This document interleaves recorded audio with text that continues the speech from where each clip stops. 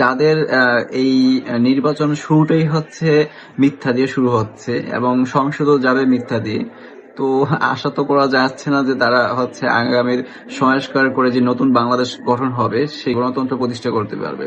এবারে নির্বাচন কমিশন প্রতিটা প্রার্থীকে সর্বোচ্চ 25 লাখ টাকা পর্যন্ত খরচ করার অধিকার দিয়েছেন।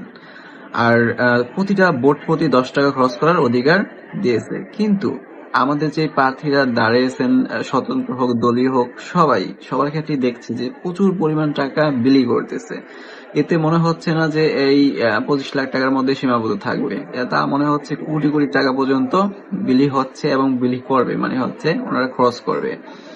সো যাদের এই নির্বাচন শুরুটাই হচ্ছে মিথ্যা দিয়ে শুরু হচ্ছে এবং সংসদও যাবে মিথ্যা দিয়ে, তো আশা তো করা যাচ্ছে না যে তারা হচ্ছে আগামীর সংস্কার করে যে নতুন বাংলাদেশ গঠন হবে সেই গণতন্ত্র প্রতিষ্ঠা করতে পারবে।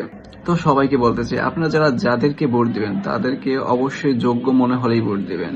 সো মনে রাখবেন, আপনি যাকে খুশি তাকে ভোট দিতে পারবেন, কিন্তু অবশ্যই সেই প্রার্থীরা যেন যোগ্য প্রার্থী হয় এবং আপনার জন্য, দেশের জন্য, সবার জন্য কাজ করে। সো যাদেরকে ভোট দিবেন তারাই সরকার গঠন করবে এবং হচ্ছে দেশ পরিচালনা করবে, এটাই মাথায় রেখে কিন্তু ভোট দিতে হবে। সো গাইস, আপনার ভোট আপনি দিবেন, যাকে খুশি তাকে দিবেন, অবশ্যই যেন সেটা যোগ্য প্রার্থীকেই ভোট দেন।